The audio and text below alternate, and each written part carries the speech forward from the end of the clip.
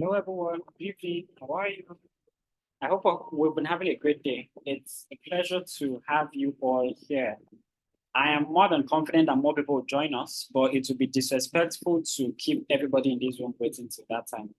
So let us start with the wonderful people we have while we wait for others to join us. It's a pleasure to have you all here. For some of us who were at the last program we had about 2 weeks ago, you can already imagine that this is going to be a wonderful, insightful session. I'm saying that because 2 weeks ago, it was more than explosive. We practically did not want to leave, right? So more than 90% of the people who started with us at the beginning, they stayed to the very end of the program. And even after we kept saying goodbye, goodbye, people were still excited to want to stay because it was a very explosive room. People were sharing their thoughts, sharing their minds, sharing their expert opinions, and some people actually expressed their emotions on some of the personal concerns that they had about this very serious issue that we are talking about tonight, and that is the issue of mental health.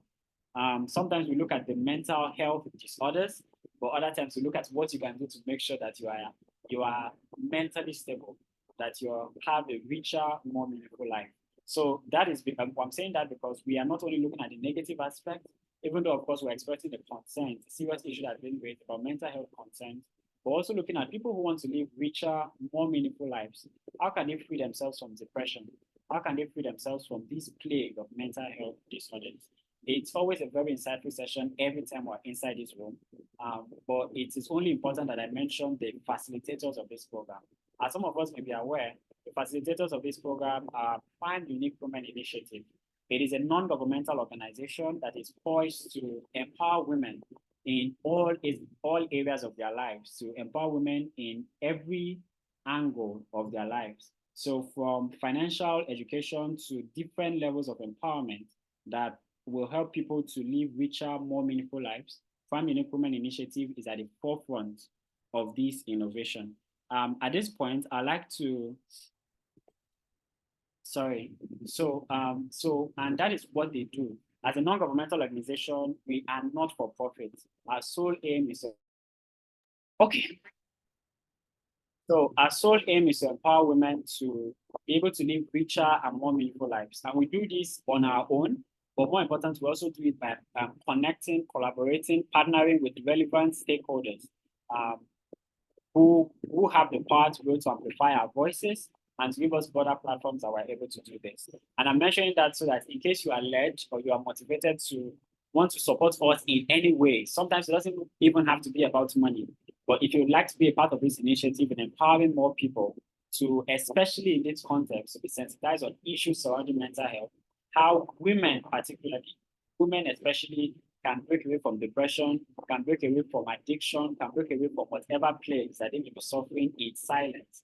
Whatever you can do to help us amplify our voice, to reach more people, we are more than happy to collaborate with you. We're more than happy to listen to you, to work with you, because our sole aim is not for profit. Our sole aim is to help more people to be educated, to be enlightened, to be empowered in different forms and in different means so that they can enjoy richer lives. Welcome, everybody.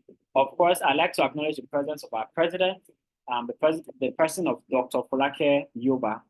Mark, could we please give you some time to welcome our dear delegates, our dear members, and of course, if you have something nice to say about members, to welcome them or to talk about Prime Unique Women Initiative, we'll be more than happy to listen to you, Mark. The floor is yours.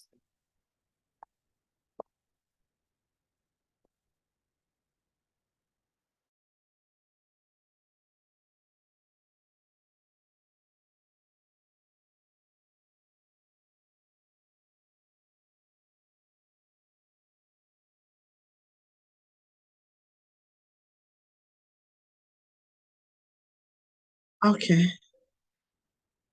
Can you hear me? Yes, ma'am, we can hear you now. You can go ahead. Okay. So sorry. Yeah, I'm Dr. Folake Yobah. I'm the president of... Yes, I can hear you.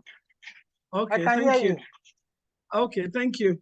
Yeah, Prime Unique Women Initiative is an NGO that is not for profit, non-political, not religious. So, but we touch the lives of women because we believe that if we train a woman you have trained the nation. So we always want women to be part of everything that we do. And that's why we are existing, so that women can be better at everything that we do and then impact in the lives of people around them. That's not to say that we disregard the men, because we can't really do without them. They're also very important to us.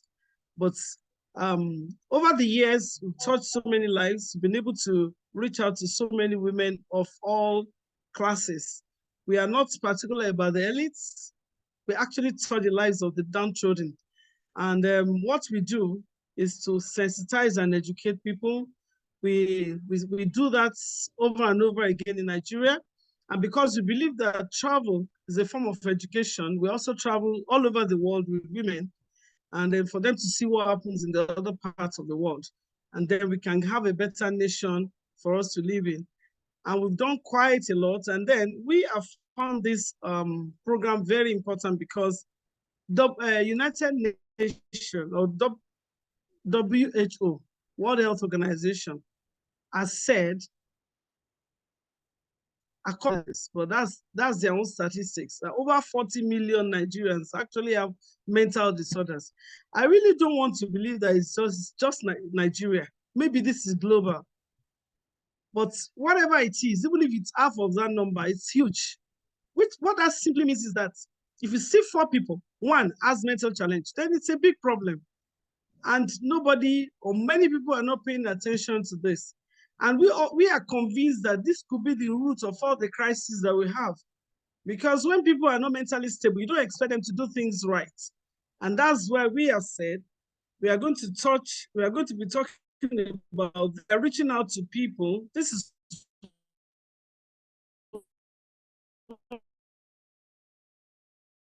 one of the media that we could have in our midst, specialists who also educate us.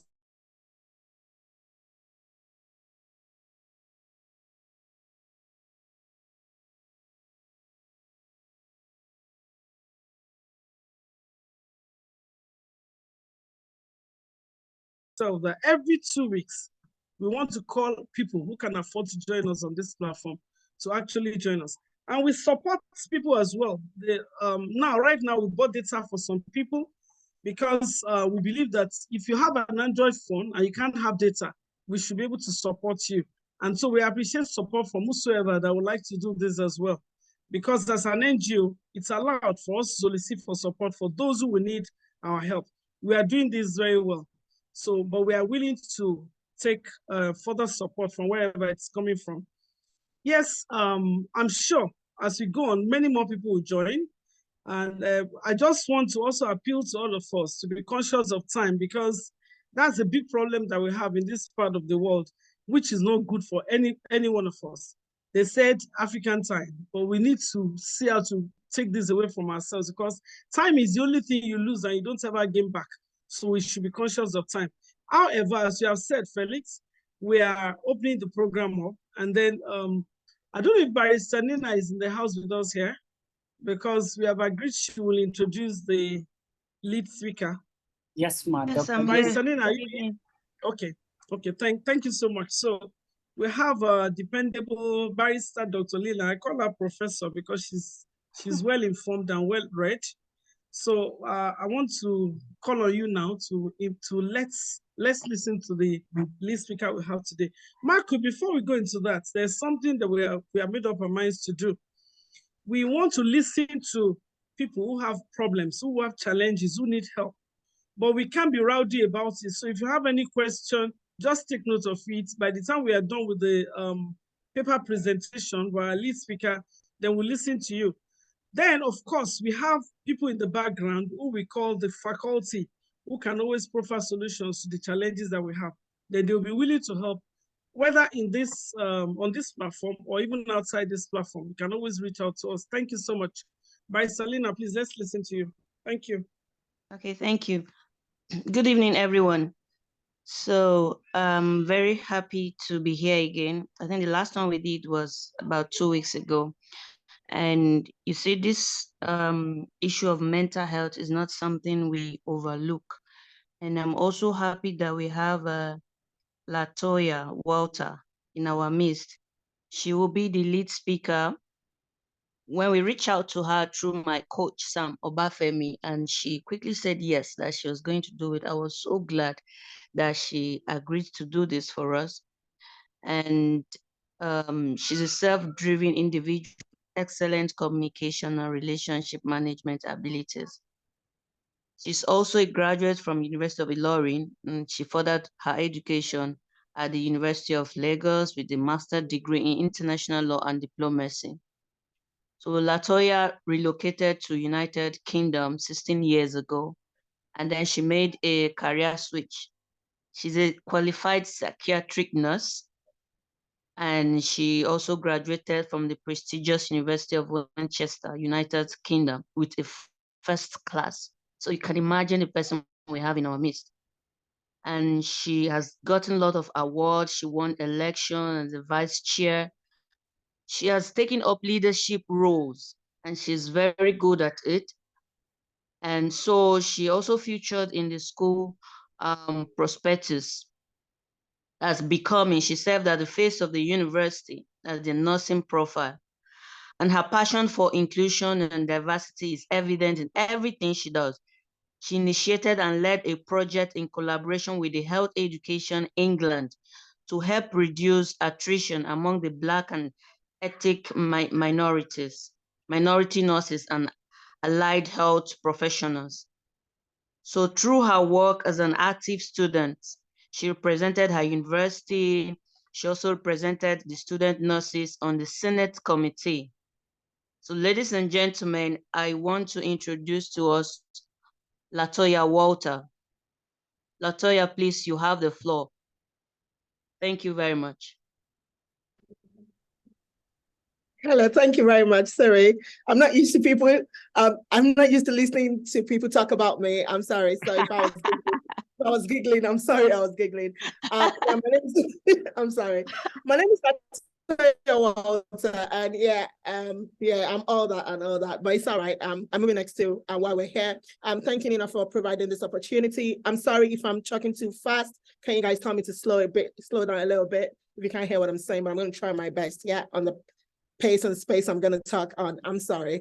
Thank you, Nina, for introducing me, and thank you for creating this atmosphere. And I am very passionate about mental. I feel like everyone needs to talk about it. I feel like everyone needs to know about it. And so excuse my passion when I'm talking. So I'm going to go straight on because I've got only half an hour, and then I'm just going to go straight on to the next slide. So if you go on to the next slide, please.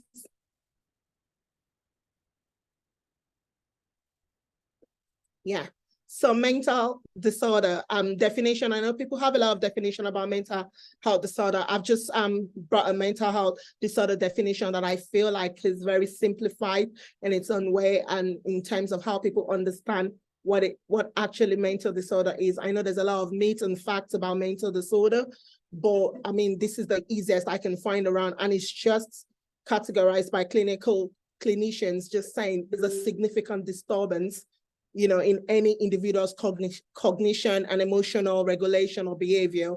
So, I mean, people just that way because of the way their cognition is being impaired at that time. It doesn't necessarily mean that they're not going to come out of it. There's always a way out of mental illness, and through support and a lot of support, I would emphasize on that. People do get over it in a very supportive way. And I know people have a lot of speculation about mental illness, but in one way or the other, when we finish this session, most people will recognize that they have a particular kind of mental disorder within themselves. And I always say the difference between someone that has a mental disorder and someone that doesn't have it is the recognition. So I will leave it at that, and I would go to the next slide, please. So there's a lot of myths about mental illness, and I've just come up with these two that I feel that it's very easy to understand. So some people say a mental health condition is a sign of weakness. If the person was stronger. If you have any questions, I can't see the slide. So if you just stop me, I would stop rather than send a message. I wouldn't be able to see it. I just thought I'd put it out there. So people say a mental health condition is a sign of weakness. If the person was stronger, they would not have that condition. And some people say nothing can be done to protect people from developing mental health conditions. And I just want you to know that these are myths and they are not true. They're not facts. So mental health condition, people can protect themselves from getting to that episode. And mental health is not a condition for the weak. I just wanted to put that out there. Please, if you get to the next slide for me, please. So these are facts about mental health illness. A mental health condition has nothing to do with being weak or lacking willpower. It's a condition people choose to have, or it's not a condition people choose to have or not. So people don't wake up and say, I want to have mental illness, or people say, I don't want to have it. You don't have control over it. So it's just recognizing and accepting help. That's the difference between it. And it actually takes a lot of strength and courage for you to ask for help.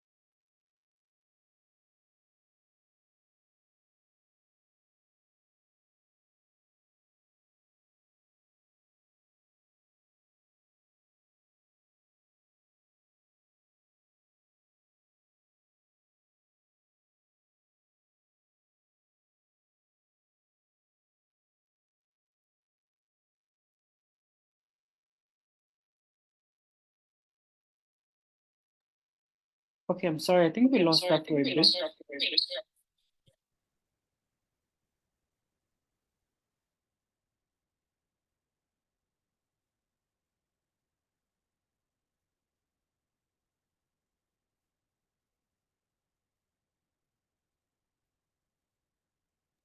Barrister Nina? Yes, I think we've lost her. I'm trying to reach out to her. Okay, yeah. So in the meantime, it may not be out of place to introduce the next speaker. And of course, you can always continue our presentation, if that's okay. Mm.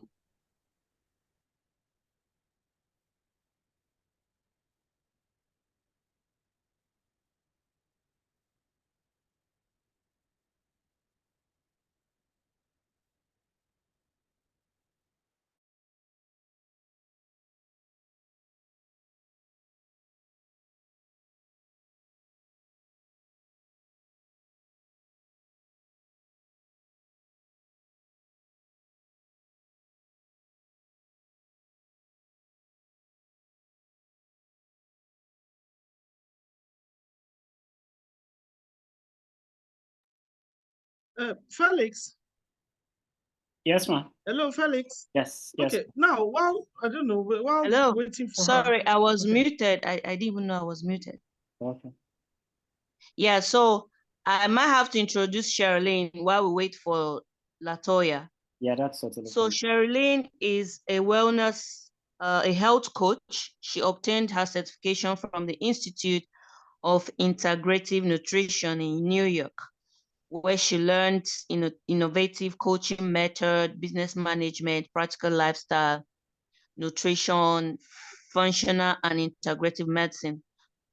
And she also studied with the world top health and wellness experts.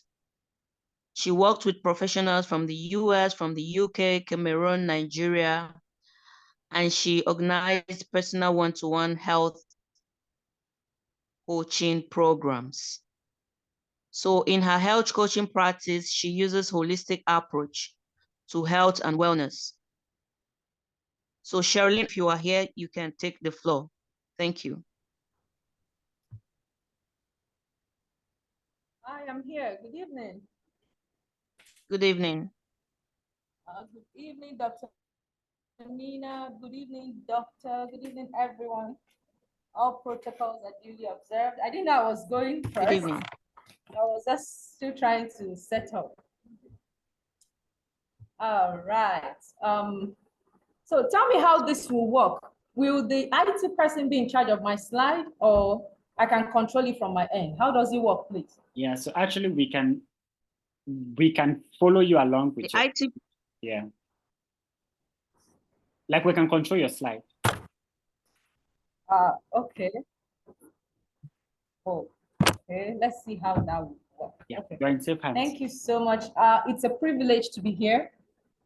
Thank you so much. Thank you, ma'am, for the great work you're doing. I was able to quickly go through your website to see all the beautiful things you've been doing with women empowerment. I mean, when I saw it, I was so excited. I was jumping. I was like, oh, wow. At least I see someone who is in the same ministry as myself. You know, so thank you so much, ma'am, for the great works you're doing and for the things which you will yet do. So tonight, I'll be talking about the gut-brain connection. I'll be talking about the gut-brain connection for a healthy mental health, okay? So we talk about mental health, and we often look at it from different, definition and all that. But today I want to take us through a different angle that probably we may or may not have, seen it from that direction. So we're going to look at the relationship between the gut and the brain. The relationship between the gut and the brain. How does the gut actually impact on our mental health? Okay. So please, the next slide. Who is in charge? So I can just call you by name. So I don't just. Felix. Thank you, Felix. Yeah. Okay. Thank you, Felix. Thank you. So before I always start up any speaking engagement or whatever it is, I like to prefirm the minds of my audience, okay? I like to give you a box. I like to place you in a box so you have an idea of what to expect. So now, to prefirm your mind, the first thing I would like to ask is, what is the desired future as it relates to your health and wellness? What is your desired future as it relates to your health and wellness? The second thing is this: 90 days from today. Today is the 10th of March, 2024. 90 days from today, what needs to happen for you to achieve your desired future? What needs to happen for you to achieve your desired future? The third thing is this: what has stopped you as of today? Number one, what is your desired future? Number two, 90 days from today, what needs to happen for you to achieve your desired future? And the third thing is, what has stopped you as of today? Next slide, please.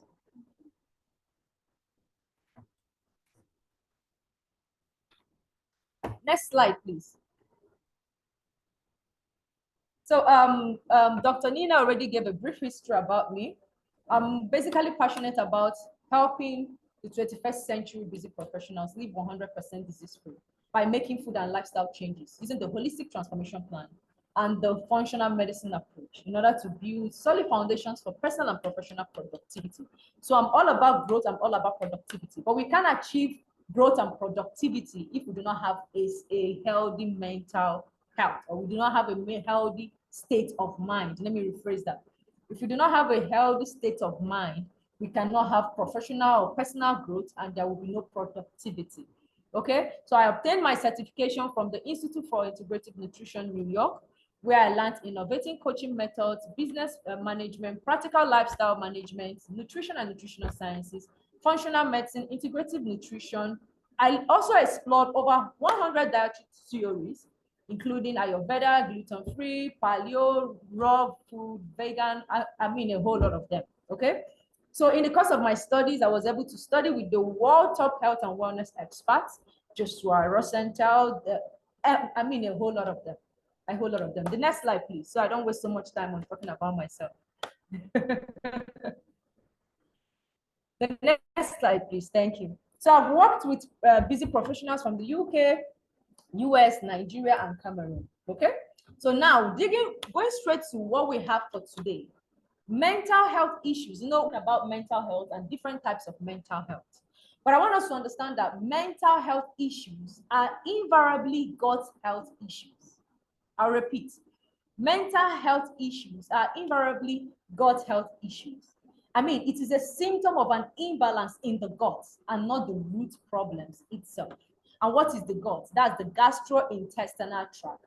And the gastrointestinal tract involves all organs that begins from the mouth down to our anus. So every organ that starts from the mouth, including our mouth, our esophagus, our stomach, our colon, everything down to our anus, they are our GI tract. So we call them our guts, okay? So any mental health issue, they are invariably gut health issues. Now, mental health issues are not the main problem itself, but the symptoms, they are actually symptoms of an imbalance in the gut and not the root problems itself. Please stay with me. The next slide, so you understand what I'm talking about. Felix. So now when I say mental health issues are symptoms of the main issues, what am I talking about? What am I talking about? Now, there is something we call leaky gut, okay? Leaky gut. Remember I said that our gut health or our GI tract begins from our mouth down to our anus, okay? Now, when we are said to have a leaky gut, which are symptoms of an imbalance in the gut, this is what it means. It means that food particles, our gut is like a net. Let me just paint a picture.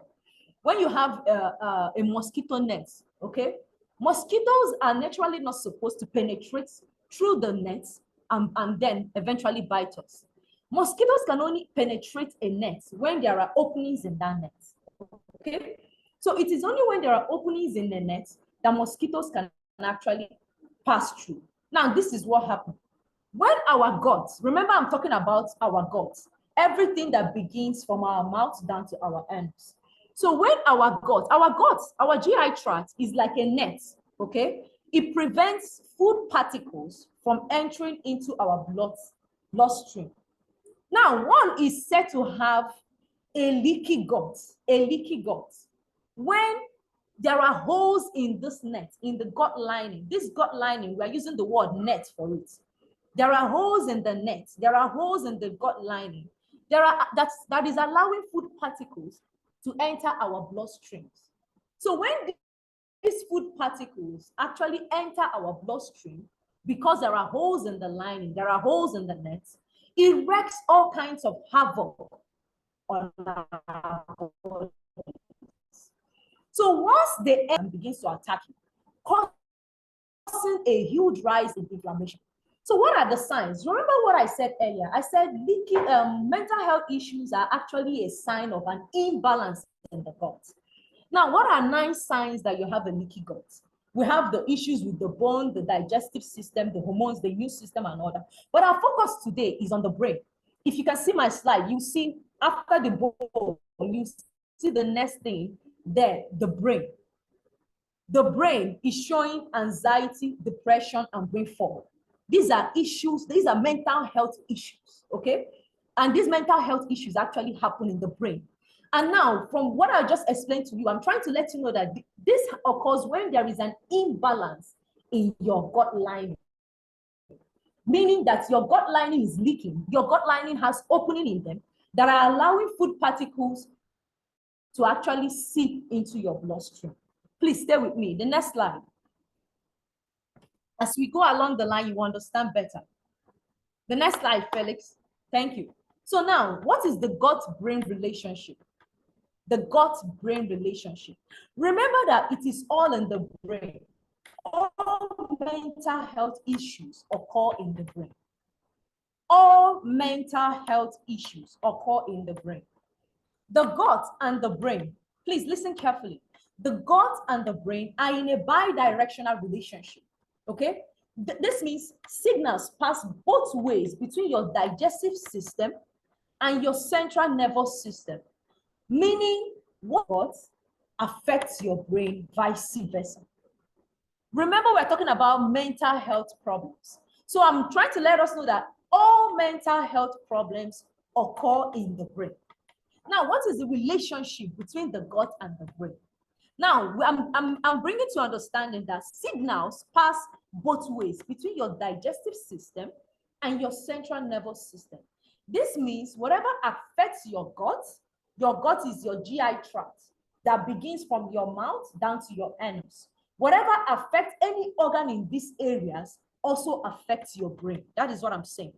The third point on this is that a number of important hormones and neurotransmitters are created in the body and are then able to enter the brain, which influences cognitive abilities such as understanding and processing new information, plus memory and concentration. Remember where we started from.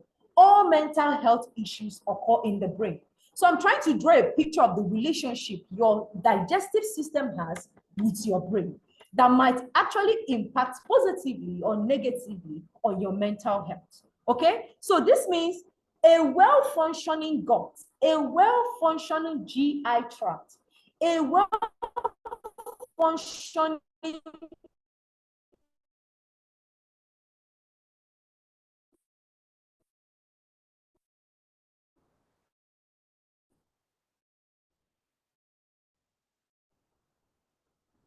digestive system, kind of chemical signals that keeps us gut is not functioning at its best. Digestive problems. When you have diabetes, it affects your brain health. If your gut is healthy, your brain is healthy. The next slide, Felix, please. So what type of body functions does the gut-brain connection affect? What kind of body functions does the gut-brain connection affect? Studies suggest that crosswalk between your gut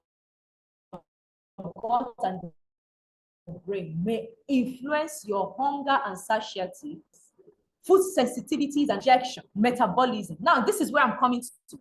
This is where I'm coming to. Your mood, your brain, and your stress level.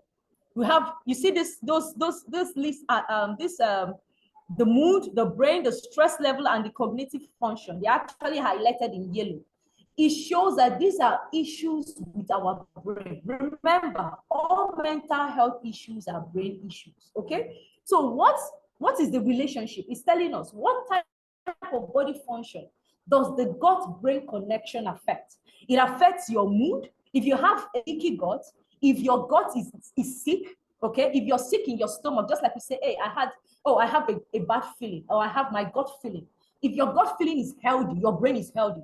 If your gut feeling is sick, your brain is sick. So what does this body function, I mean, this gut-brain connection, what does it affect? It affects every other thing, but my focus today is on the mood, on your mood. Your brain controls your mood. It affects your behavior. Your brain controls your behavior, stress level, and cognitive function. Okay, please, next slide, Felix. Next slide, Felix. Okay, so now the chief driver of mental health issues is stress, which negatively impacts our gut. Stress negatively impacts our gut. So when we know that stress is the body's natural response to stressors or things in our environment, okay? But when this stress becomes chronic, how can you say stress is chronic? Stress becomes chronic when you do not find a relief, and you allow whatever that is causing you anxiety and this stress for a period of six months to 1 year without finding a relief, okay? You have issues stressing you, you have issues bothering you, but you've allowed it to go on for a period of 6 months to 1 year without finding a solution to it. This is when stress is set to be what? Chronic. So when stress becomes chronic, it negatively impacts the brain. It reduces brain reserve. It decreases mental focus, and it interferes with activities in the hippocampus. This is the region that is involved with mood, memory, and learning. Okay? It is important to note that Remember that for you to get to the point that your brain is stressed, that means your gut is already stressed. Because a healthy gut equals a healthy brain. A sick gut equals a sick brain. Okay? Now, functional medicine approach, which I strongly believe, looks at the root causes of diseases and the body. It looks at diseases and the body as a whole rather than an integral part. Remember when we started, I said mental health issues are not the root causes. They are just a symptom. They are just a symptom of an imbalance in our bodies. So now functional medicine is telling you, for you to be able to address these mental health issues, you must look at the root cause. You must dig deep to find out the root causes of your problem. And by the time you are able to identify or pinpoint what the root causes are, you are already 50% on your way to health and wellness. Because now you've been able to identify, yes, this is what the cause is. Okay, these are what the causes are, pardon. But now these are the solutions that I can actually use to tackle this situation. Okay, so functional medicine asks questions like, why this disease? Why this person? Why now? We know in our conventional practice, conventional medical practice, people, we are used to being treated for the symptoms that we experience. We are often treating symptoms. Now, someone is having mental health issue, or someone is depressed. Instead of digging deep to find out what is causing this depression, people are often prescribed antidepressants. Okay, antidepressants may help calm the feelings these people are having, but it doesn't address the root cause or the root causes of this depression. So functional medicine is saying, rather than just treating the symptoms, why don't you dig deep to find out what's the causes of this depression, or why is this person depressed? And why is this person depressed now? If you're able to follow this sequence, ask the questions, why this disease? Why this depression?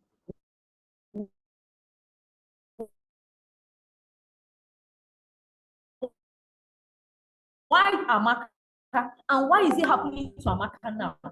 You are on your way to actually healing this individual. Okay. Next slide, Felix.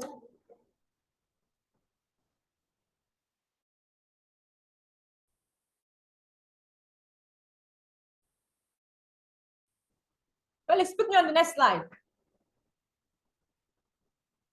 I need you to work with me, Felix. Okay, thank you. So this is the functional medicine. This is the functional medicine chart. I don't know if you can see. No. Go back to my drawing, please. No. Go back to my drawing.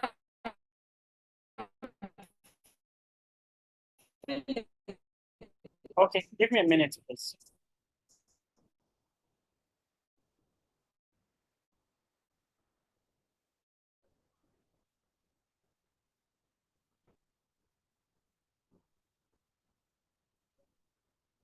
Felix, are you with her? Let's try to also keep to time because we are almost running ahead of time, please.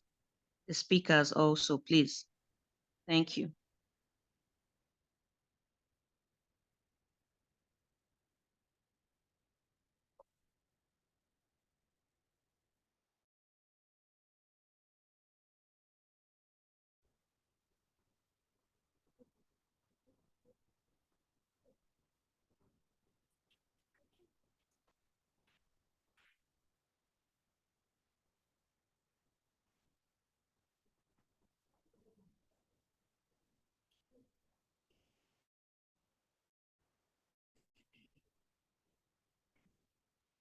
I believe you can go ahead.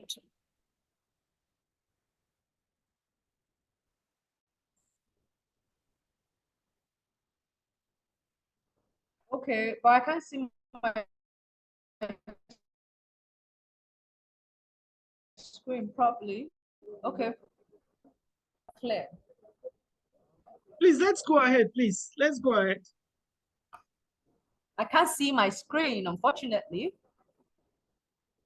You can talk with your slide if you can't see the screen because we're actually running short of time. Okay. Yes. Yes, absolutely. Let me pull up my slide. Yeah, please go ahead.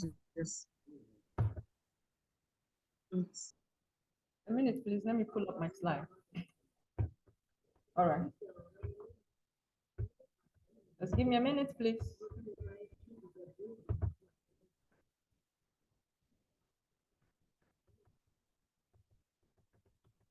Sorry. Okay, beautiful. Okay, let me just go ahead. So the functional medicine approach, it talks about one condition, many diseases, one disease, many conditions. Okay, so it looks at, let's take depression, for example. It could say, what could be the cause of depression? It could be as a result of lack of omega-3 fatty acid, low thyroid, vitamin D deficiency, antibiotics use, pre-diabetes. Now, if it's looking at inflammation, functional medicine will say, what could be causing the inflammation? Oh, okay, it could be depression, or arthritis, or cancer, or diabetes, or heart disease. You know, this is how functional medicine tends to look at those things. Why this individual, why this disease, and why now? Okay, now personally, working with busy professionals and executives, common reoccurring factors are stress, poor sleep, sedentary lifestyle, poor diet or nutrition, frequent travels. All these factors actually negatively impact the gut and the brain, hence leading to mental health problems people face today. This is why we are surprised that a doctor or even a lawyer or even a banker committed suicide. Unfortunately, they are exposed to these poor lifestyles that I've mentioned: stress, poor sleep, sedentary lifestyle, poor diet or nutrition, and frequent travels. And this is what impacts on their state of health. This is what impacts on their mental health. Okay. Now, what is mental health? Someone might say, oh, we're always talking about mental health, mental health. What is mental health? Mental health actually includes our emotional, psychological, and our social well-being. Our emotional, psychological, and our social well-being. It affects how we think, how we feel, and how we act. Remember, I said that mental health issues are brain issues. They are issues that occur in our brain, okay? But there are issues that the symptoms are actually manifested in different ways or in different forms. Now, mental health issues now also relates to how we handle stress. Mental health relates to how we handle stress and stressors, and how we relate to others, and also make choices. Okay, our emotional, our psychological, and even our social well-being. These are our mental health. The next slide. So how does stress affect our body? How does stress affect our body? Remember, I said that stress is just our body's natural response to things happening around us. Okay. Now, stress impacts the body in 3 different ways. The alarm stage. The alarm stage is when your body is telling you, okay, something is going easy. And these are often manifested in an increased blood pressure. Some of us, someone like me, I start sweating. Okay, some of us we have an increased heart rate. That's what we call heart palpitation. Okay, this is how the stress actually impacts the body. The second way is the adaptive or the resistance stage. Now, remember I said stress becomes chronic when you leave it for 6 months without finding a relief. Now, when you're on the alarm stage, maybe you've been through stress for 1 week, your body is telling you, girl, you need to chill down, you need to take it easy, but you're just ignoring it. Now, your body is telling you by bringing out certain responses. That could be that you are having an increased heart rate, or that could be that your blood pressure went up a bit. Okay, that's just the first stage. And this might just occur in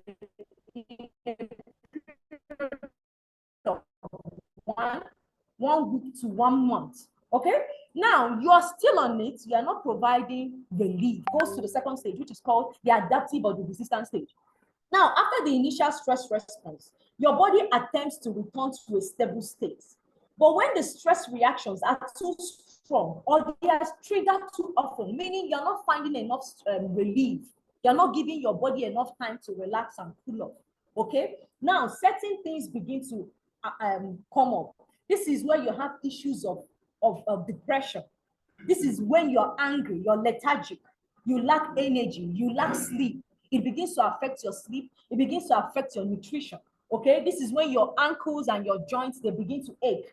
This is when you begin to have some people, you see them, they are stressed, but they are adding weight, because stress actually helps with fat storage. Okay, Whatever you eat at that moment, your body just stores it. It doesn't want to release it because see, your body is like, I don't know when I'm getting the next food. So your body halts it. That's why you're stressed, but you're adding weight. Okay. Now the final and the worst stage of all this is the exhaustive stage. This is when your body continues to function in this wire state. That is, you are at it for 6 months. You're still going through whether emotional, psychological, physical, all kinds of stress impacts on your body at the same frequency. It doesn't matter whether you're going through physical stress or whether you're going through emotional stress or whether you're going through psychological stress. It has the same impact on your body. So when you allow the stress to happen for a period of 6 months to your body is tired. It says here, at the high demand, because you're pushing your body beyond limits. You're taking it to the frequency that you cannot handle. Now, people begin to have issues of chronic fatigue. In my health coaching practice, we call it adrenal fatigue. Your adrenal glands are beginning to have problems. They are weak. They can't cope because their adrenal glands are the glands in your body that are in charge of managing stress. That's the cortisol hormone. Okay. Now, at this stage, issues of anxiety begins to happen. Issues of depression begins to happen.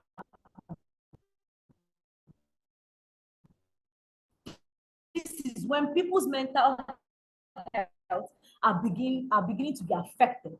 Now, also, the one has actually been stressed. Okay, I'm fine. I'm rounding up. Now, to effectively address mental health problems for higher productivity, now I have clearly listed it to us. I have clearly explained to us that gut health issues affect our mental health.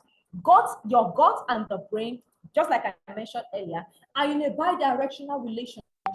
So how do you address these mental health problems for you to have higher productivity as a busy professional, as a busy mom, as a wife, as a doctor, as whoever that you are? How are you able to manage your mental health so that you are able to function, be it in your professional life or even in your personal life effectively? Because we need to effectively manage stress. We need to effectively manage our mental health in order for us to have higher productivity. Now, the first thing I always do, each time I'm to work with a client, I do one thing first. I heal your gut. Remember, I said that your gut is everything that begins all the organs in your body that starts from the mouth down to your anus. And I said that this mental health issues are issues of the brain, and your gut and your brain are in a bi-directional relationship. So now what do you do? What do you do? What do you do to make sure that you secure your mental health? The first thing is this: heal your gut. If you're having mental health issues, that means you are having gut issues. Remember, you need your gut to be healthy in order for your mental health to be healthy. So you need to heal your gut and restore digestive function. You heal your gut by eliminating food. You heal your gut by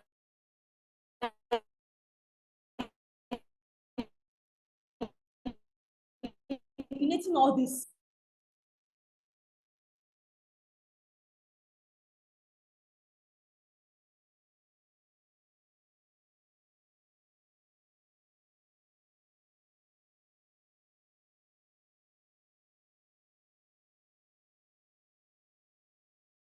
Able to remove all this, we're able to increase mental alertness, we're able to increase productivity, we're able to improve, we're able to heal our brain. So if you want to thing to do it, you must heal your gut. To do in order to ensure that we have a healthy mental health or a healthy state of mind is to manage stress. You must manage stress. And the first thing to do is that you must identify the root causes of your stressors. What is that one thing that is freaking you out?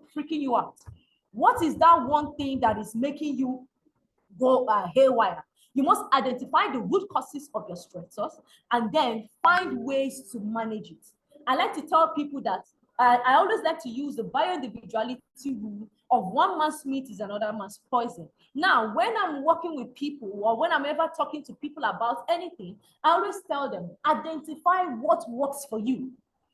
Identify what works for you. There may be different nutritional rules, but what does this nutritional rule apply to me? Does it apply to my situation? So when you identify the root causes of your stressors, now find ways to manage your own unique situations, okay?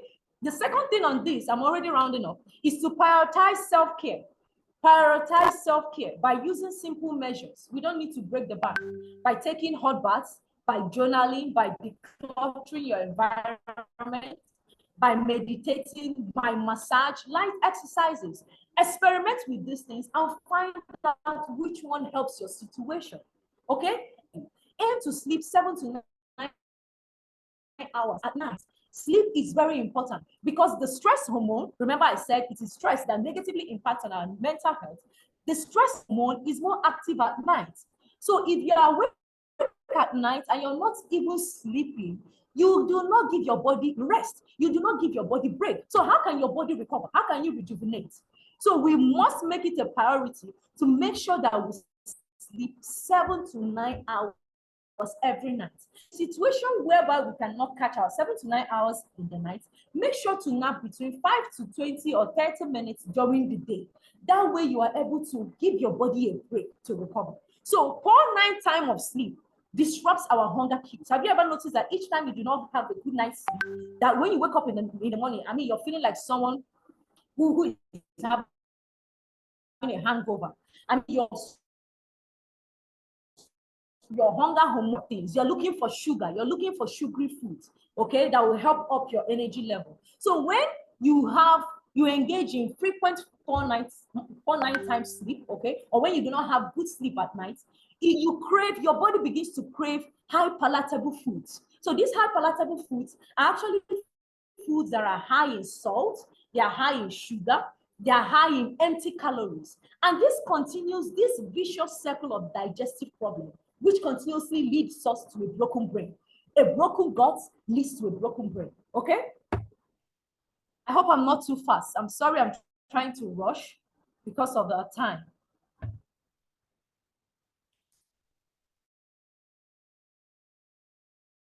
So is to eat brain boosting foods. Remember, all mental health issues are brain issues. So how do you help your brain? Make sure to eat brain boosting foods. Why we have known that what we eat actually affects our body and how we look.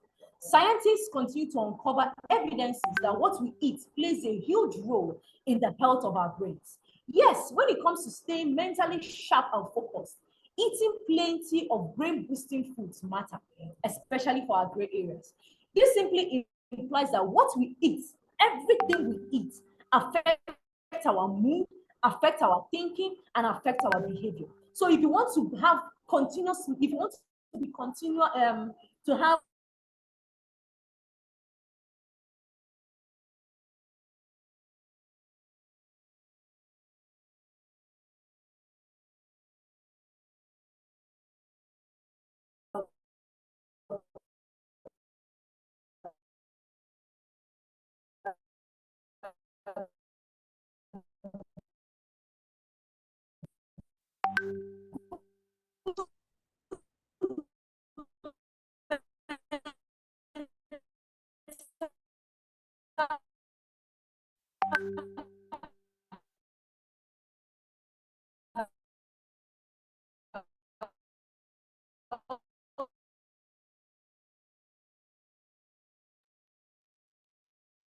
So I'm sorry, the network is not our friend this evening.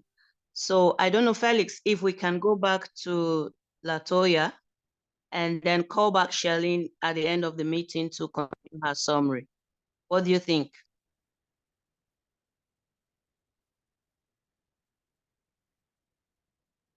Yeah, that's fine. Okay, so let's go back. Latoya, are you with us? Latoya, hope I'm not murdering the name.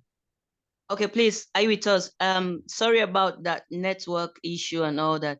Can you please go back to where we lost you so that you can just, then we come back and do her summary at the. Hello, sorry about the network. I'm not sure what happened there. I'm just going to go briefly, quickly over the types of mental disorder because I have listened attentively to the last speaker. Thank you very much for your insight.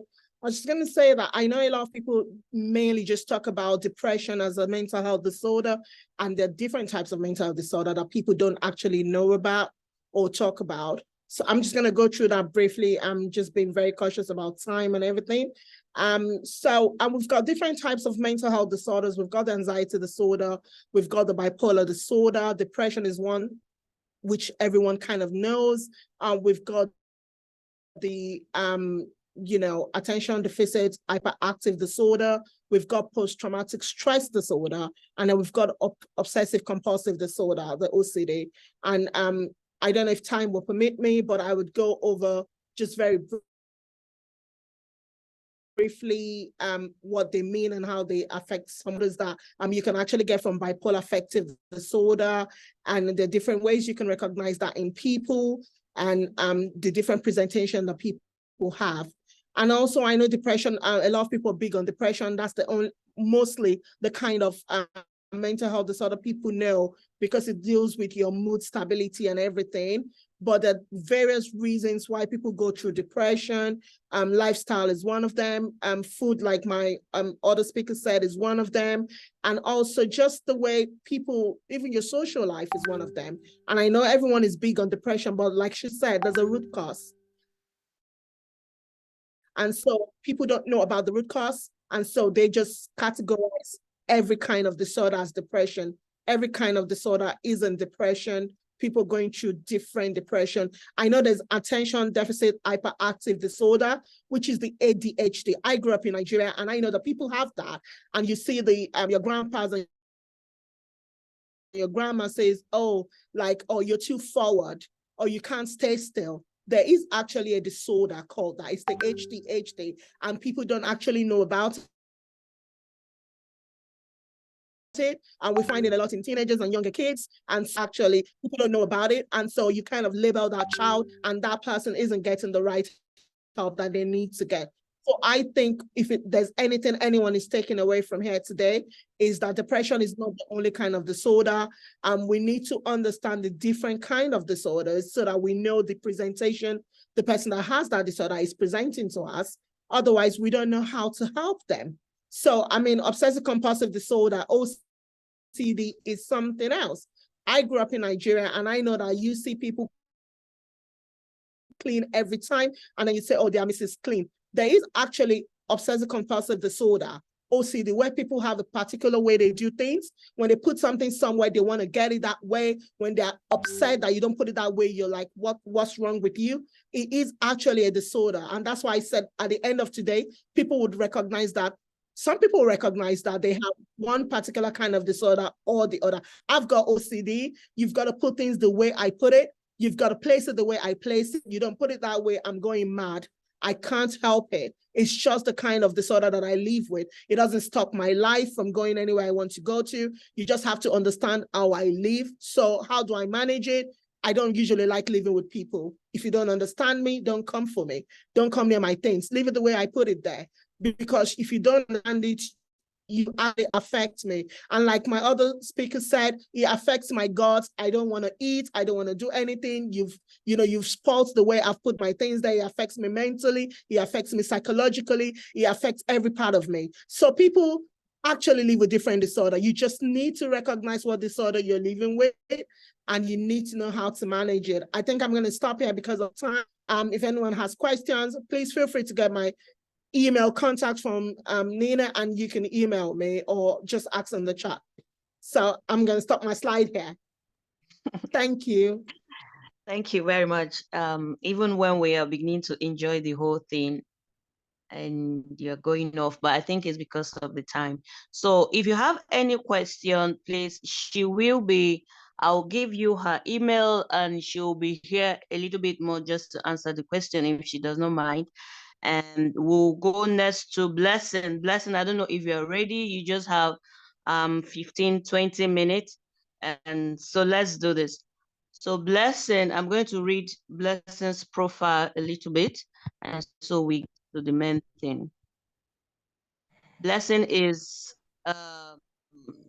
a wellness and addiction counselor, a productivity coach. She's an advocate for holistic wellness for women, and she's the conveyor of Know Thyself to Lead Thyself Bootcamp, self-love project, and equip successful and emerging female leaders with practical tools to amplify their self-awareness.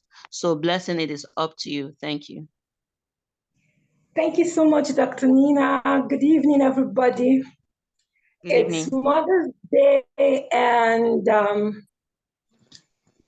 this is kind of a difficult conversation to have today, especially. Like I had literally prepared for today's session, only to realize later that today is actually Mother's Day. I don't know if anyone in the room has ever been to a psychiatric hospital to visit someone they love and care about. And because today is Mother's Day, I will tell you a little bit about my mom and about Mary. But before I go into that, I'd like to take a moment to say thank you to Dr. Folake Yobah and the team. It's amazing to be on this platform. I've been on your website. I see the project, the vision is huge. I am honored to be here. Thank you for having me. So before I was 10, my mom was diagnosed of schizophrenia. And because we're talking about mental health disorder, that is a mental health disorder. I do not want to get into what that feels like, the impact of being raised by a mom who sometimes do not recognize you, like, like you are in the house and she's literally looking for you. It's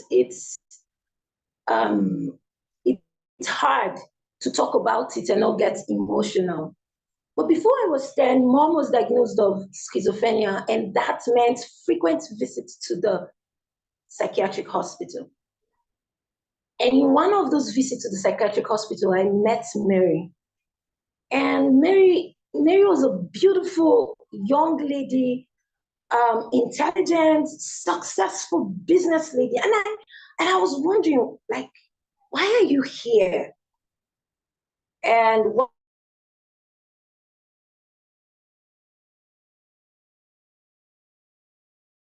all by herself.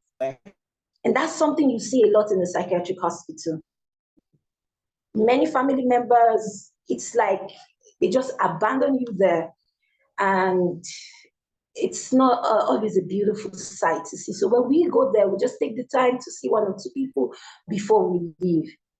And on this fateful day, I had the rare moment to have this conversation with Mary. And she told me on the eve of her wedding, she found her fiancé in bed with her best friend. Not only was her, both of them had plans to get married on her wedding day.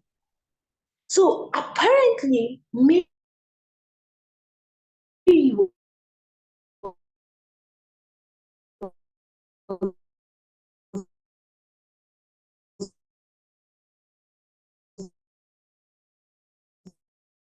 all by herself. In a moment, I'll tell you about Shubhas. Shubhas is an Indian scientist I met at an Indian mission rehabilitation centers for people and various mental disorder. And I remember having this conversation with Shubhas, and Shubhas was not in someone like kind of like a men's center. And Shubhas was a scientist, top scientist, who was working on this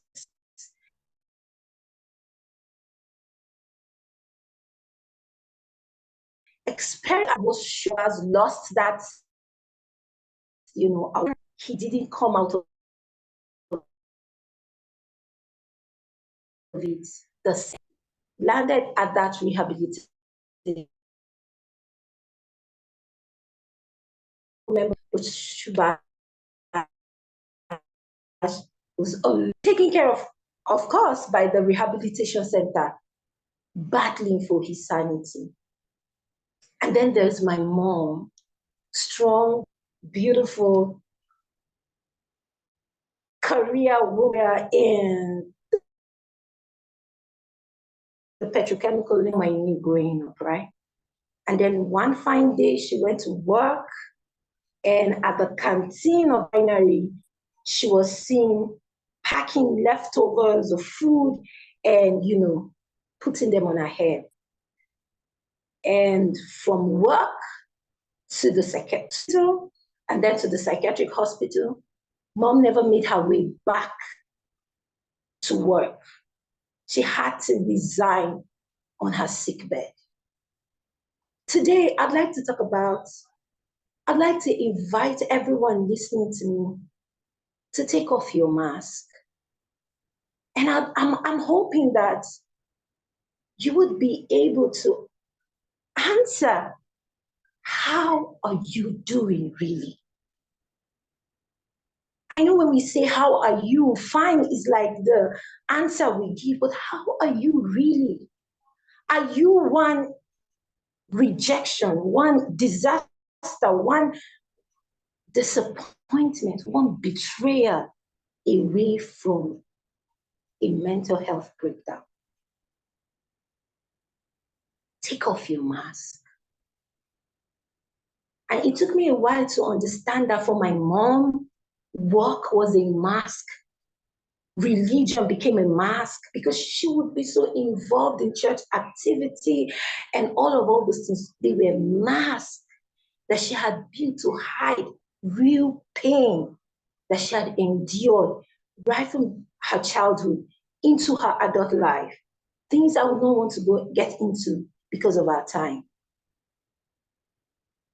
What have you endured? And you're trying so hard. And I dare say that sometimes even the cause that we champion from a place of heart, from a place of, want to lend a voice, can be a mask. It can be a mask.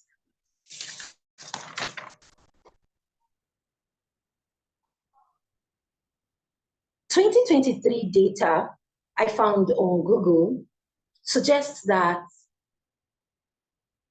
over 700,000 people take their own life every year. Over 700,000. And that accounts for one person in every 40 seconds. And for the last 1 hour, over 90 people would have taken their own life. And if we do the maths, more than 2,160 persons would attempt suicide. Not attempt, would take their own life in 24 hours. And I'm asking, in the face of huge advancements, with connectivities like we've never seen before, how come the human species is so disconnected and lonely like never before?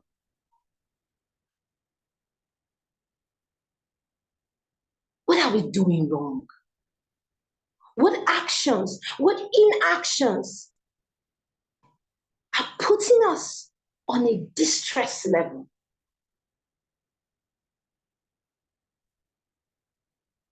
And guess what I found? Something intriguing I found. That other than oxygen, there is something you and I crave for. You and I crave for something so bad that can be compared to a man suffocating, needing oxygen. And guess what? That thing that we crave for is not money. It's not even success. And surprisingly, it's not love. You and I have this desperate craving for something so strong, like a man battling for oxygen in a suffocating condition. And that thing is genuine, authentic appreciation. And guess what? The lack of it is making us sick. The lack of genuine, sincere, authentic appreciation is driving us into what I'd like to just call a mental health pandemic. 27th of October 2023 was just a regular morning. I woke up and it was a beautiful day until it wasn't. Because a young girl I had been involved with, beautiful, smart, intelligent young girl as a teenager, was being bred in a highly abusive atmosphere. So at the time we started, conversing, I was just trying to be a support system for her, help her catch the right perspective, practice gratitude, and all of that. But it got to a point where she sent me a message and I knew that what she needed was a change of environment. And I asked questions, contacted lawyers, journalists, and she was 18 at the time. So it meant that we would not get into trouble for trying to rescue her from her father's house, where she was being abused physically, emotionally, mentally. Smart, young, intelligent girl I'd like to call Faith, not her real name. And while working out, in search of, a place, a temporary abode for her, it turned out that nothing was in sight. And my home became the obvious option. And Faith started to live with me. And she lived with me 1 year, 7 months. And on the 27th of October, I stumbled on a conversation Faith was having with someone who was now a mentor. So at this time, we were having conversation where she wanted to go to a new, to a different state to work with this person. She felt called to be part of, the job, the humanitarian work this lady was doing around kids. And because of her upbringing, she felt like this was something she wanted to pursue. And I felt like, okay, if you're sure this is something you want to do, sure. You have my blessings, and it's okay. And that conversation we had, where I sent her a message because she sent me a message, and I said that you have my blessings, I wish you all the best. She forwarded it to this person who was supposed to be like her new mentor and boss, so to speak, offering her a job and all that. And I saw a voice note. Previous conversations were deleted except for this voice note.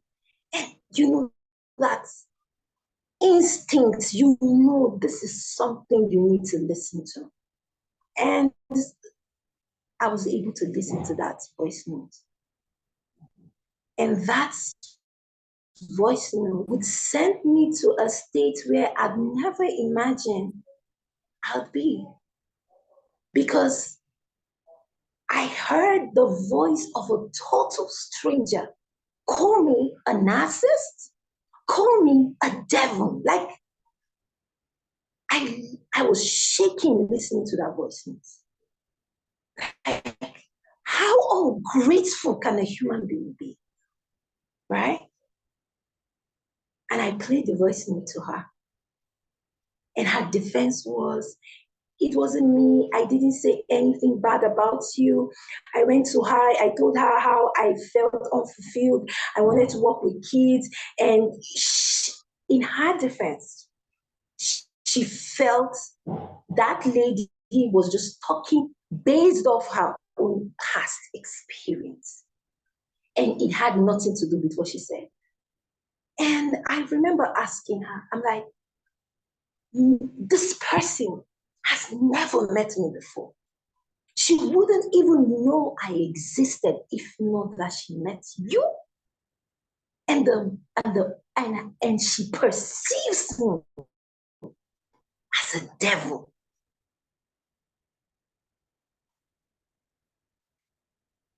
Appreciation. I wasn't expecting a gold medal. I wasn't able to idolize me and consider me her savior of some sort. But I knew now that I expected that she would be grateful. And if at the cost of our dealings together, I did something that she felt was unpalatable, I felt she would approach me with it. But I had that kind of relationship with her. I'm talking about appreciation. So here I am on the 27th, a normal day, and I am now struggling because of one person. And this is what we do to each other when we take from each other without appreciating each other. And I found myself crying on the shoulders of strangers because I was struggling to come to terms with what had happened. But as I started to have that conversation, surprisingly, every single person I talked to had one experience or the other that, when compared to mine, it was nothing. Mine was nothing in comparison. And there I saw something that I think is a disorder of some sort. Part of my mom's struggle with schizophrenia meant that, please, am I still, just checking, is everyone hearing me? We're here. Okay. We're here, but we don't have much time here. again, you know. We'll always appreciate you more some other time, but we have to round up now because of time. But I know it won't be your last time with us because we really do appreciate and enjoy your part. Please, let's try and round up now. Okay.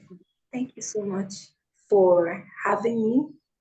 And yeah, I think that in conclusion, I'd like to say that if there's something we can do beyond talking about mental health disorders, if we would go back to our homes, our relationships, our workplaces, and give genuine, heartfelt appreciation to one another, it would end the cycle of distrust that is building up.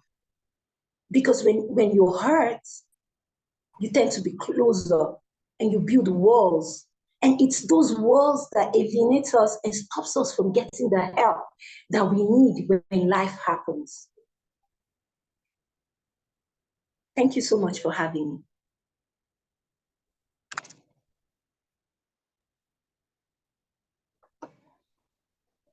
Thank you, Blessing. So Blessing came in to share her story. It's quite touching, but unfortunately we don't have a lot of time on our side. And the second speaker spoke, that Shirley spoke about wellness, how our mental health. Please go ahead. Okay, thank you so much. I appreciate you. Done very, very well. But we just believe that we should allow maybe the next 5 minutes for people in the house to say something. Maybe if you can have 1 minute per person, and then we know that the next time we are going to be able to answer questions and develop more on what we have learned, because we actually are out to get solutions we've seen a lot, we've heard a lot from the presenters, but we need to know what to do when we are in these situations. What do we do? So I know that's going to be in the next edition, but for now, let's just listen to questions, and maybe the speakers can still give us some more minutes to attend to those questions. Can we have that? Felix, can you watch and call out people? Yes, raise your hands, please. The president has said 1 minute, so please, can we stick with 60 seconds? That's 1 minute. If you're using the raise hand icon, we can see you, and we'll be very happy to listen to you.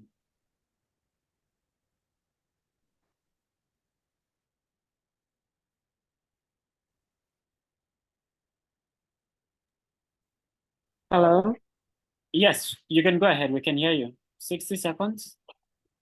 Yes, I didn't see where it allowed me to raise my hand. My name is Dr. Mitchell.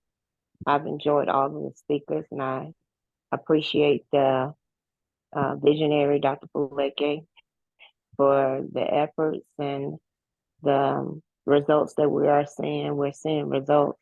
I want to address something that summarizes what each speaker has spoke on.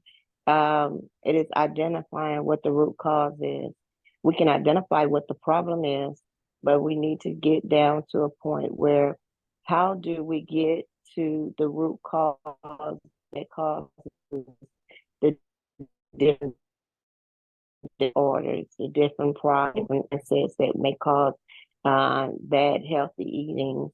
I heard about the gut leaking, collaborating with the brain. True, I have this gut feeling, and that gut feeling. So my input would be learning how to get to the root cause that is initiating. This young lady that gave the example about her mother found her best friend with her fiance. We saw that trust was a major issue there. Trade. So learning how to deal with betrayal, learning how to deal with trust, and knowing our limitations and trusting. So that's a good example of knowing what stems or what causes the issue. Okay, thank you so much.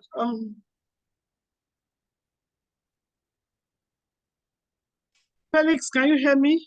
Yes, Ma, we can hear you. Okay, fine. Please, General Thomas, please, are you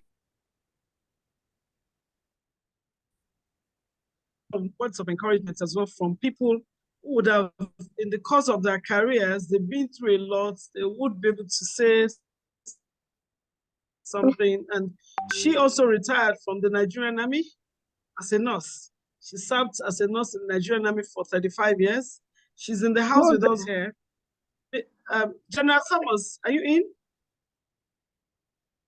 Thomas is in. Okay. Okay, maybe she's out. She was in at the beginning of the program, but that's okay because this program we have two times in a month. That's fortnightly. So for sure we cannot exhaust everything today. We don't have the capacity to exhaust everything today because we don't have the time. But me, I've learned a lot personally, and I'm sure all of us would have learned quite a lot from all the speakers. There are, some things that are quite new to most of us, and that's relating what you eat, your gut to your brain. And of course, mental wellness is in the brain, basically in the brain. So it's the first time we're hearing that, but we need to know more from Dr. Shirley-Ann. We need to know more about what to eat. What is it that we need to eat that will make us be mentally stable, that will make us be mentally well, that can help everybody? I think everyone will be interested in having that knowledge. So we'd like to have you back another time as per we'll agree on what time you want to come back, and we'll let everybody know that you are going to be available to take us on that route. And to the other doctor, Latoya, we appreciate you as well. And You've told us a lot, different types of the mental illnesses, even the OCD that many of us do have, and maybe we don't even know. Because that's actually the main problem with this mental health situation. Most people who have mental health challenges don't know. That's the truth. So being able to identify this is quite, it's a wonderful thing. But what do we do? How do we address the situation when we discover we actually have mental health challenges? What do we do? How do we move forward? Those are the things that everybody would like to know. And I know that maybe the next time we come together, you'll be able to share this with us. Some people are reacting that they have OCD. Many people have OCD. Actually, I have a daughter who is a medical student, and she has told me many times, "Mommy, you have OCD." I didn't really understand very well, but now I'm having a better understanding. And which many of us have mental challenges and we don't even know, even though they may look very little, but it's actually a mental disorder. And so we need to pay attention to ourselves. It's very important that we do this. So please, Felix, do we have anybody who wants to say something? Okay, yes. My sister Blessing. Sorry, please, my sister Blessing. We really do appreciate you, and your real life experience has gone a long way to also make us understand that honestly, it's the situation.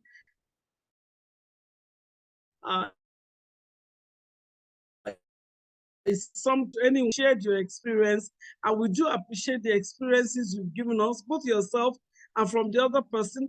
And also, I've also learned that appreciation is something that is very, very important and key for all of us. We must learn how to appreciate people. We must even learn how to appreciate ourselves.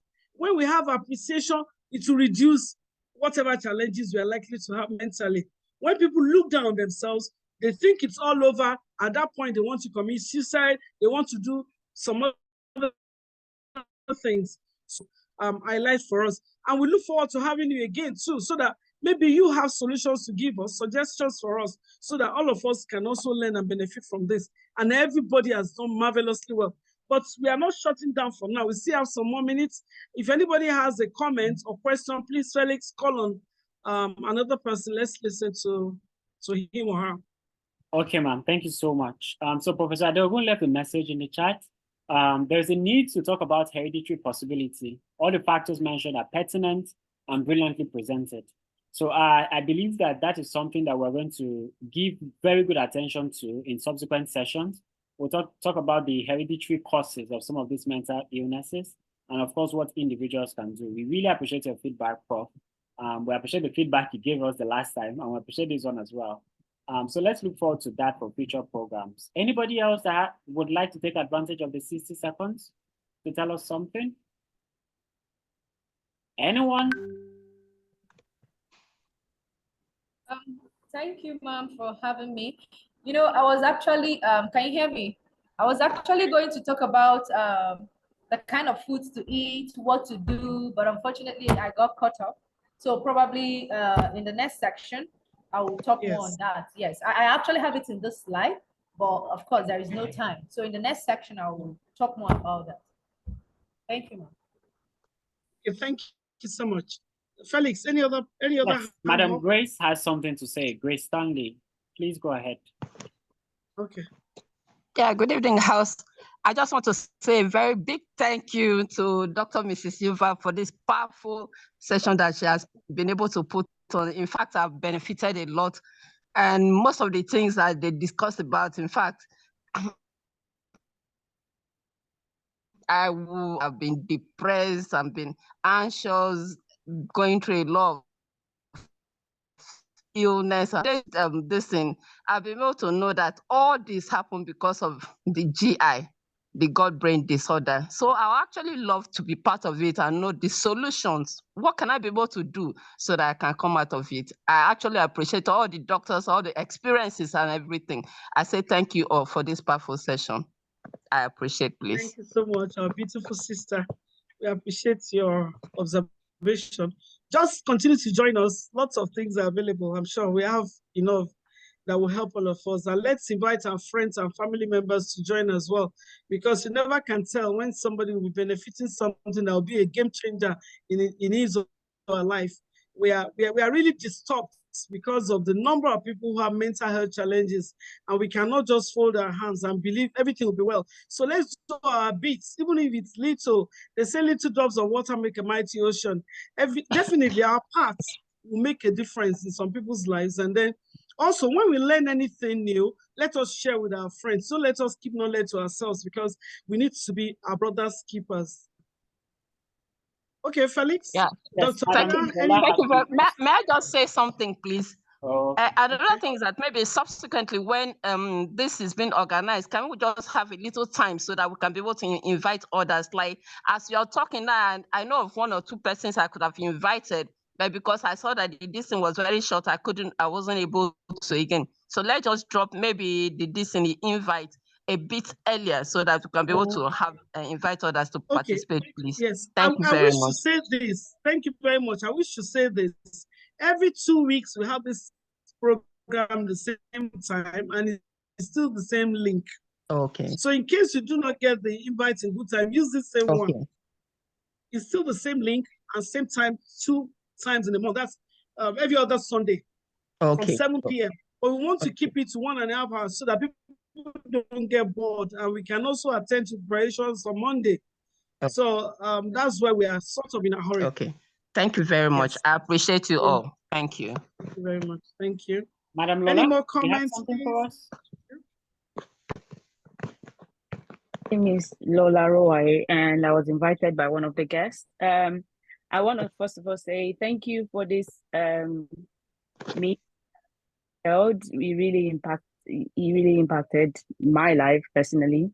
I sort of like gained something from it. I'm a student now, hoping to qualify very soon, and I want to chip in something. And what I've noticed is that most of us in the medical field or whatever, being mental health nurse, adult nurse, or so, we tend to ignore these things when we experience them. So like a year ago, I lost my husband. 14 months ago now, I lost my husband, and I shut everything up. Like, I just want to keep doing my school. I want to get very busy so as to forget things that are happening in my life, until I was once on placement, and I have this headache and I slumped, and my supervisor advised me that I should go to the A&E, which is like a couple of walks from where I was having my placement, and everything was tested, and I found out that I was anemic. I've always been a healthy person, but because I've not been eating and I've lost loads of weight, but I thought I could handle it. I'm in this field, ignore most of the things that I'm saying. So with this sort of things, we can benefit from it, and we can enlighten ourselves to look inward. We tend to, give people sort of care, but ignoring ourselves. So I really appreciate this, and I just wanted to chip in that. Thank you very much, and thanks, Lulu, for inviting me. Thank you. Really appreciate it. I'll tend to invite more people next time. Thank you. So we want to assure you that you can find the replay on YouTube. We'll share it if you are connected to us. If you officially registered for the program, you'll get a link. If you are connected on our group WhatsApp community, you'll find the link as well. At this point, we'd like to give our undivided attention to our president so that she can officially thank everyone for attending this program and officially wrap up this program so that we can look forward to our next program in 2 weeks' time. Dr. Folake Yobah, please. Okay, thank you so much. Can you hear me? Can you hear me? Am I muted? Yes, we can hear you. Okay, thank you so much, beautiful people. We do appreciate you. I need to truly appreciate you and thank God for you, because people find it difficult to spare a little time to learn new things. So for you in the house, I appreciate you, and I'm sure God does. And we wish you all the best, and we wish that you will continue to move together so that we can keep learning new things. Because for sure, whether no matter how learned or educated you are, you must have picked up a few things that could impact your life or lives of people around you. Because no man is an island. If you are very strong, you don't know what's happening in the life of the next person. So we need to be our brothers or sisters keepers. We need to pay attention to our friends and look at them when they show these symptoms. You need to let them know oh, sweetheart, you have a mental health disorder. It sounds funny, but that's just the reality of life. Like any part of the body can be sick. So if the brain is sick, it shouldn't be much of a big deal. What we need, and our speakers have made it known to us that within a short period of time, whatever that is disturbing us should be addressed so that it doesn't go to the next level of a breakdown.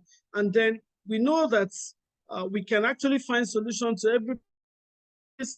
When you have a problem, attack it right there and then so that it does not degenerate to another level. So we should also look at our friends, you know, particularly if you have professionals around you, please do not hesitate to meet professionals to help you when you have situations that you think you are not feeling too good, or you see yourself in any of these categories of the different categories of mental breakdown. We need to look for assistance. Do not let us keep this to ourselves. There's nothing like stigmatization in this because it is non-discriminatory. It's not about being poor or being rich or being beautiful or being ugly. No, it can happen to anybody. And that's why you see very wealthy people committing suicide. How do they get there? It's because they didn't pay attention to themselves. So we are calling our attention to ourselves and to our neighbors so that we can, and our friends and family members, so that we can have a better and safer society to live in, make people happy, appreciate people, eat well. We'll learn more about the kind of food that we need to eat that will keep us healthy, our guts healthy, and our brains healthy as well. So in the next 2 weeks, 2 Sundays, but next Sunday, we are going to have this same session. And you can be sure that we are having something fantastic to serve you. And then be prepared if you have questions so that we can tackle these questions. And also, contribution will be well appreciated. Thank you so much. We love you all. God bless you. Bye-bye.